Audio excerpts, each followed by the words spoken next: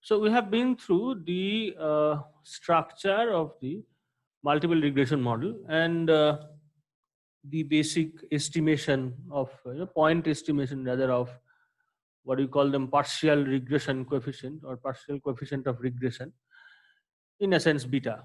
And you have seen them in two approaches. First, we took a three variable model, which is the minimum variant that you can have apart from the bivariate one.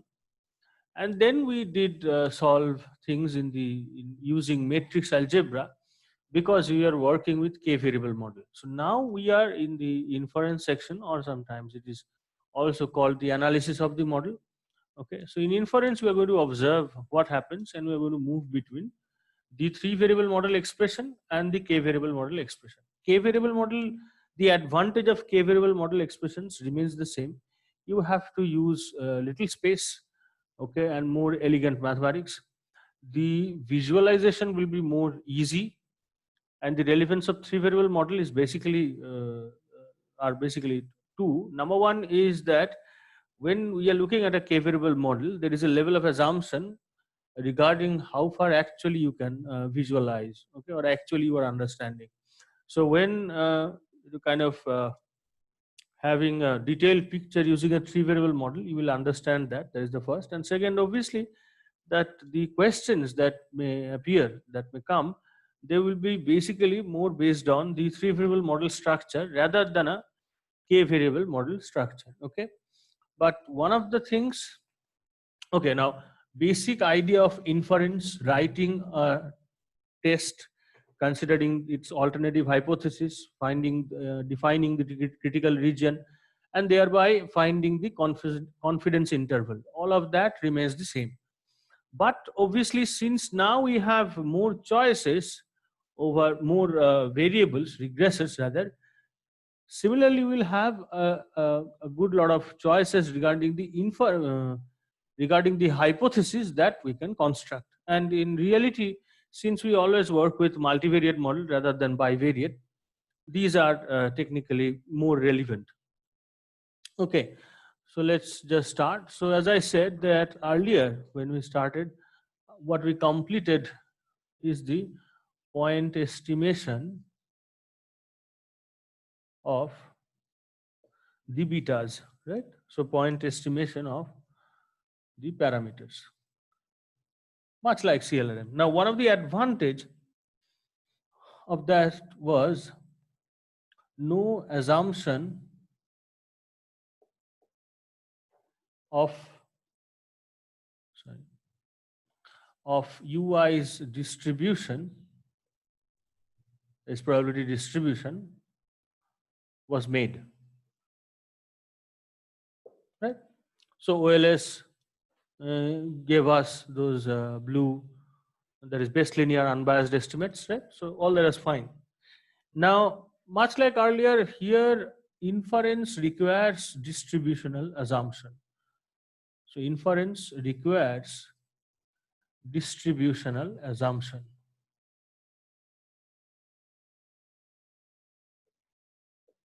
Okay, and what is that assumption?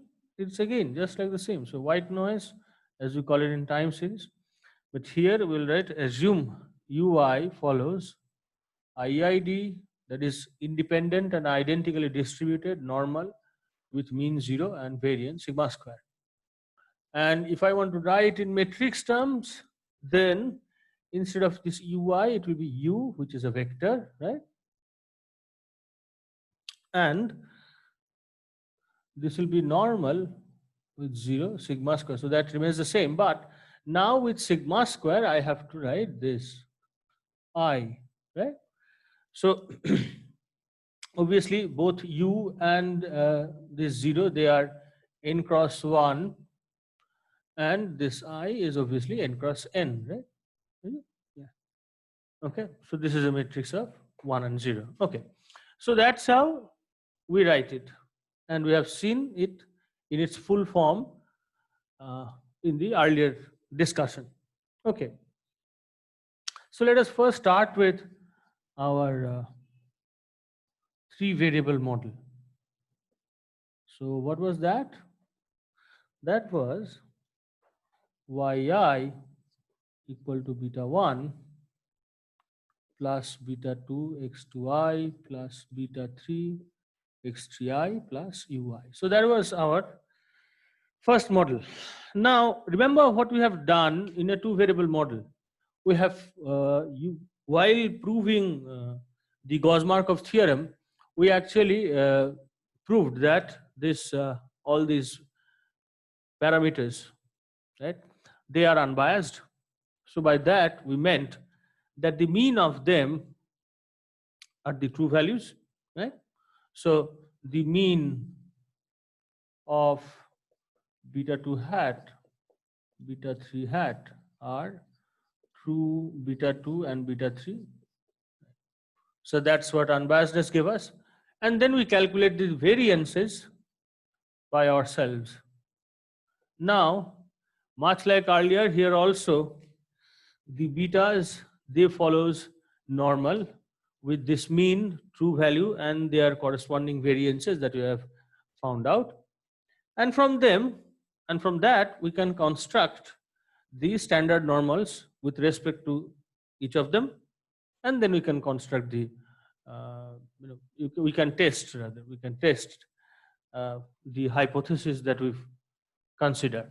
Okay, so our progress here will follow the same path. Okay, so that's why I'll say that our discussion will heavily draw from the study of two variable model. It remains the same. I mean, structurally it remains the same. So here also you have all of this. So beta 1 hat follows normal beta 1 with variance of beta 1 hat, right? I'm not going to write in details. You just go back some pages and you'll find the expression, right? So variance of, okay. So beta 2 hat follows variance of beta 2 hat, right? And then comes beta 3 hat, which follows normal beta 3 and variance of beta 3 hat. Okay. All right.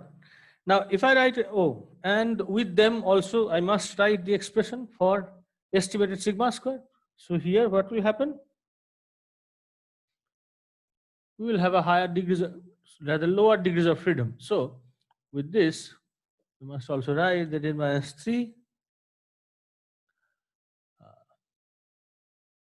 Yeah.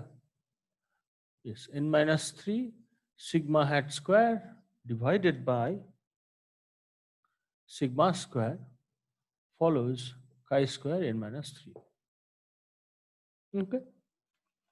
So it's the same. And also another result which allowed us to construct the F tests, and they are this, that each of beta 1 hat, beta 2 hat, beta 3 hat are independently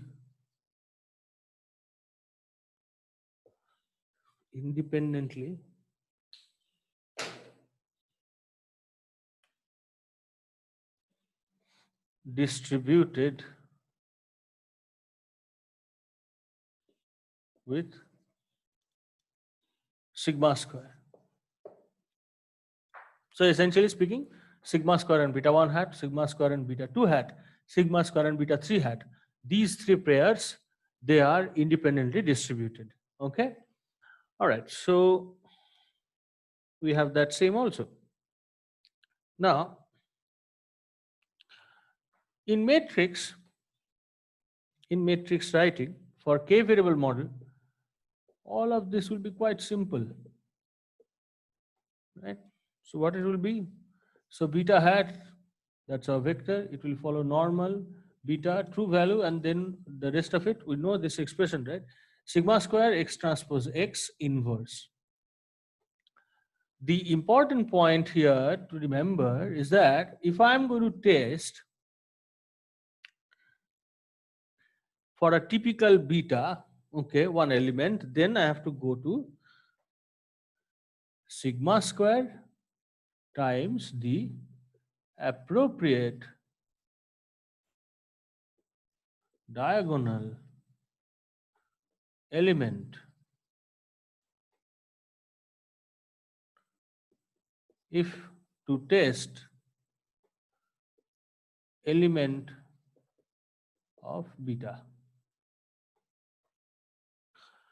Okay. So you have to go to, so for example, if I'm going for beta 2, then I have to go to the diagonal element, the 2 comma 2.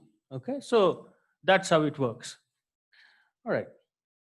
Now, as you can see that the structure is very same. Earlier we had here n minus 2. Now we have n minus 3 because we have 3 variables. So degrees of freedom adjusted. Okay. And in general, the writing of the test for simplest kind, it remains also the same. So here also,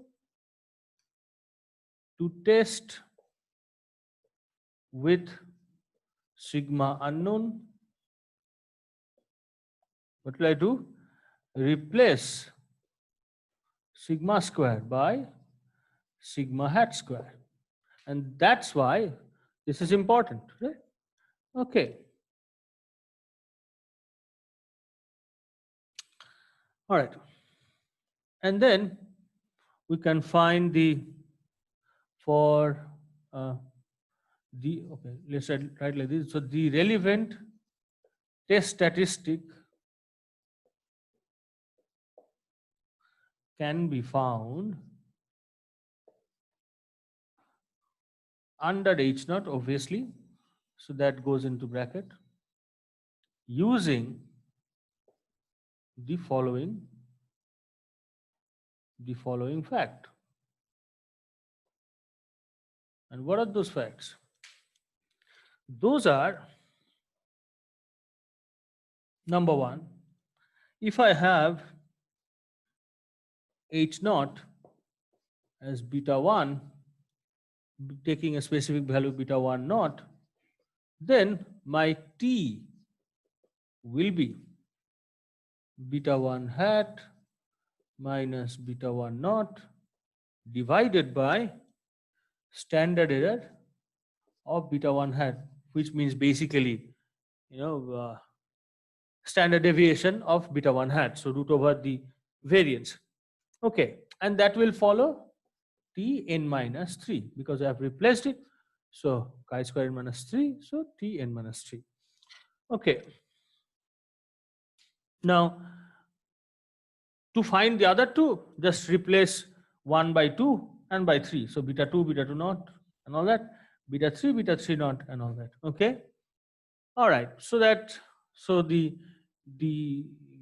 hypothesis which mathematically looks identical, the testing procedure for them remains the same. But note this fact that in a 2 variable model, when I'm testing H naught beta 2 equal to some beta 2 naught, and specifically if I may say 0. So in a 2 variable model, when I'm testing H naught beta 2 equal to 0, it means an entirely different thing than considering the same hypothesis, okay, in a 3 variable or in a bigger model, in a multivariate model.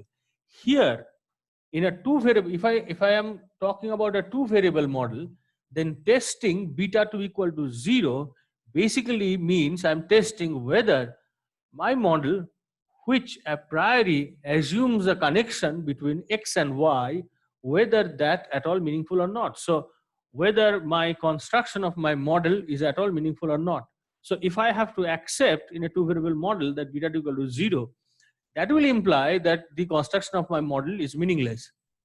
And that's quite a difficult, hard to take kind of an inference. But here in a 3 variable model, though mathematically the writing remains same, if I am testing H naught as beta 2 equal to 0, then I'm talking about the partial coefficient. So the relevance of a specific x2 or x3 among a set of x variables. Okay. So in that case, in this case, for a 3 variable, it does not make the complete model uh, kind of meaningless, statistically meaningless. Okay, but even in a multivariate model, we have that test where we test whether regressing y and all of these variables, all of these x variables, they are meaningful or not. Okay, so that just right now that gave us two choices of inference. Okay, so now we will look at 6 different possibilities of hypothesis that you can have here, okay, with so many variables.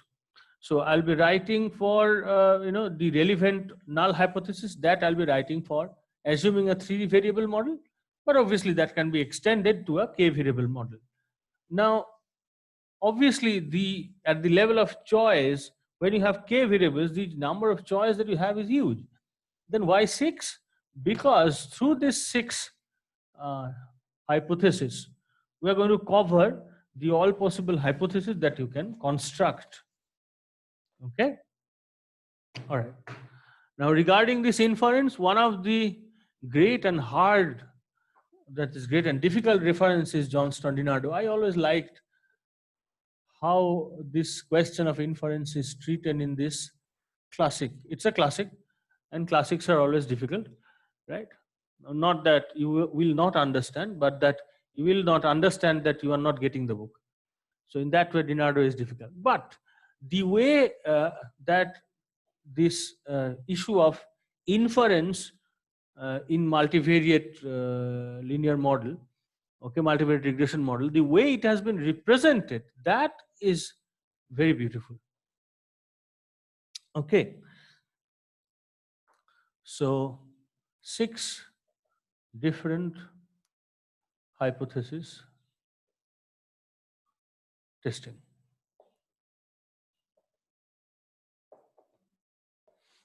So I've seen the first one, and what is the first one? It is testing hypothesis about a single beta. So that means beta 2 or beta 3 taken in isolation. Okay, so that is something we just did. Okay, the number 2,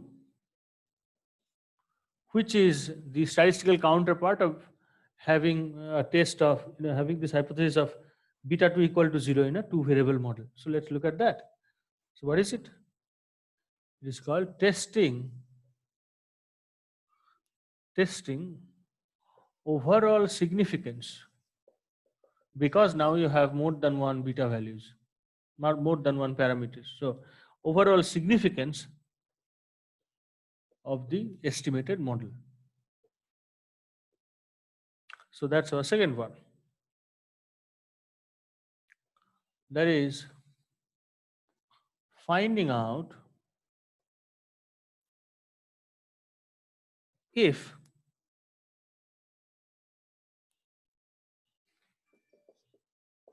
this beta vector of ours equal to 0. Okay. So in a 3D variable model, that will say beta 2 equal to beta 3 equal to 0. That's what it will mean. The null hypothesis will be this one. Now let's extend this line for a k variable model. So for a k variable model, this will mean H naught is beta 2 equal to beta 3 equal to dot equal to beta k equal to 0. And what will be the hypothesis alternative?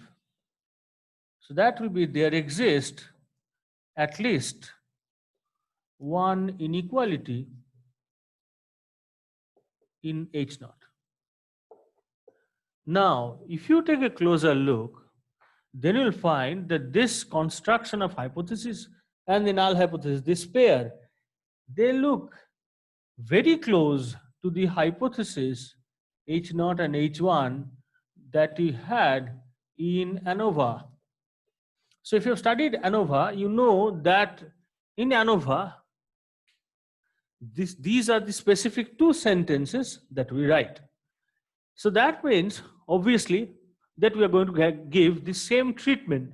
So here, when we will be testing beta equal to 0, we will therefore use the ANOVA. And it is because of this fact I said that we have seen the ANOVA counterpart of bivariate regression model.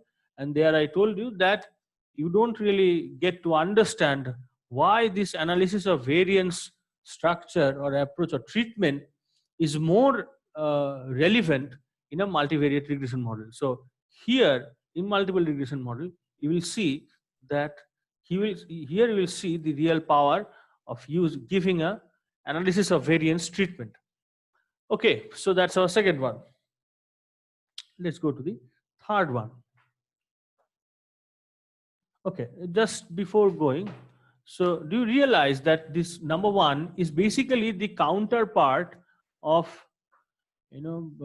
test of univariate normal that you have studied in inference? Okay, the hypothesis and the test under this one is basically this test of univariate normal exercise that you have done, its counterpart in the regression model. Okay, so now the third one, and the third one is that since we have many betas, we can always go for testing which is a counterpart of equality of two means. Remember this? So there was a test of equality of two means in your statistical inference. Now the test that I'm going to write is basically the counterpart of this one in the context of multiple regression model. So what is this? This is testing that two or more coefficients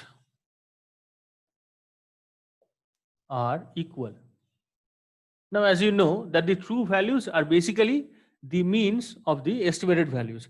So that means the problem is reduced to the test of equality of two means. Okay. So coefficients are equal. So what will be the H naught here? H naught will be beta 2 equal to beta 3 for our three variable model. Now, one thing that you have to note here, that I have not specified any specific value. So no specific value, right? In the first one, I have given a specific value. In the second one also, I have set it to 0. In the first one also, you can do that. But in the third one, I'm just testing the equality. Okay. Now with the fourth one, we'll be testing some restrictions. And for our purpose, we'll be talking about linear restrictions. And I'll just give you an example of how relevant that is when it comes to economics. So let's just say, okay, first write it. So testing linear restrictions to keep things simple. So linear restrictions over betas, otherwise called restricted least square. Restricted least squares. Okay, so let's take an example. The example is this. Suppose you take a production function. Okay, you want to estimate a production function. And not only you want to estimate a production function, also you want to check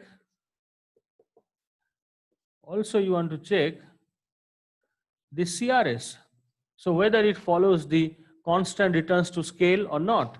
Now to that extent, when you want to you want to check the CRS, Okay, you may want to kind of transform the production function in some suitable structure, and you may want to test this.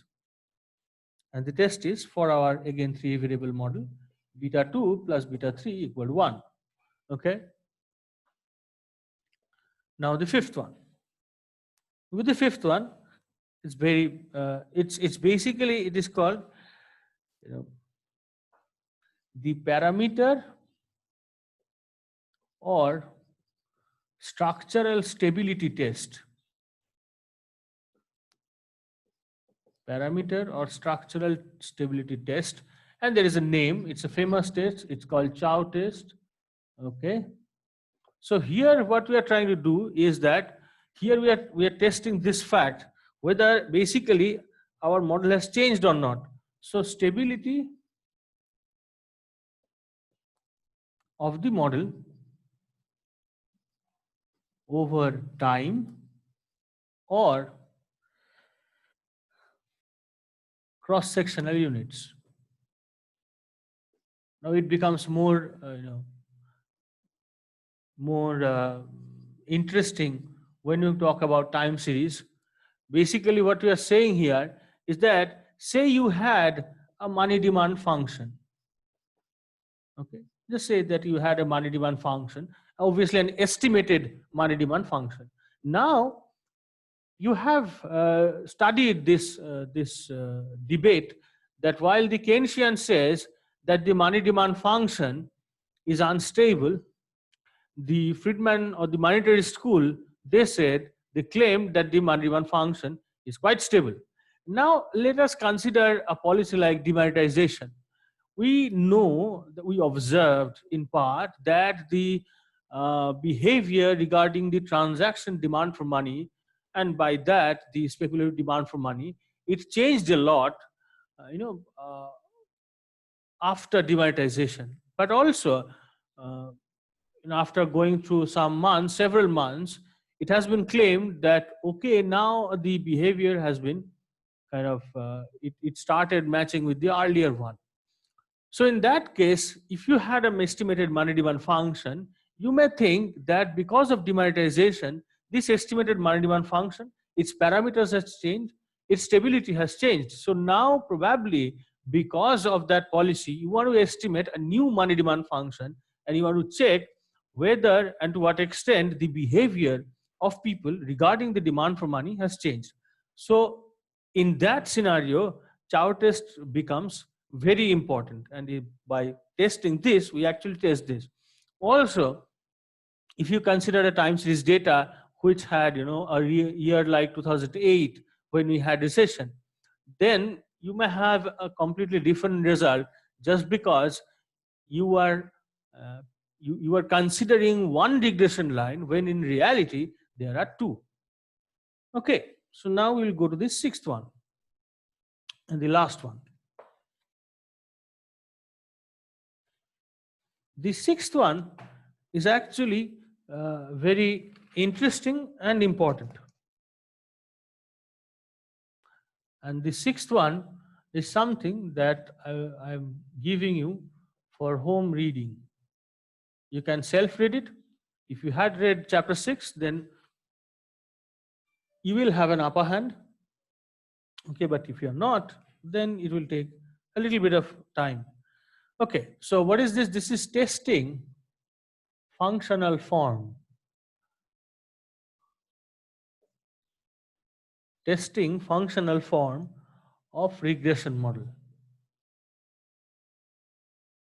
Now, if you had read something like farm size and productivity debate, which was quite famous in economics when we used to study, then you would have been readily understood this relevance of testing functional form. But in the other way, if you uh, this test, what it talks about is that given that you have found all these reliable estimates and all of that, given that you have completed all of that, the functional form that you have taken, okay, if you reject the null, not this one but others, Okay, in that case, you'll be saying that the functional form provides the relationship between y and the several x's. And so if we want to control y, okay, then we must go through these x's, and that is how the effect will be transmitted. And because of that, testing functional form is so important, so that we don't get this idea of transmission wrong. So this will be from Gujarati 8.10, so chapter 8 section 10, and they'll find a discussion between two different models. One is linear and one is log linear. Okay, so there is an example which talks in detail about estimating using the same sample data, but these two different functional forms. Okay, all right, so in the next session we will start with the first one, of which we have seen what to do, but then we have to go into the details of writing a bit. Okay, so we'll take up one in the next session, and then two, and then that's how we will proceed.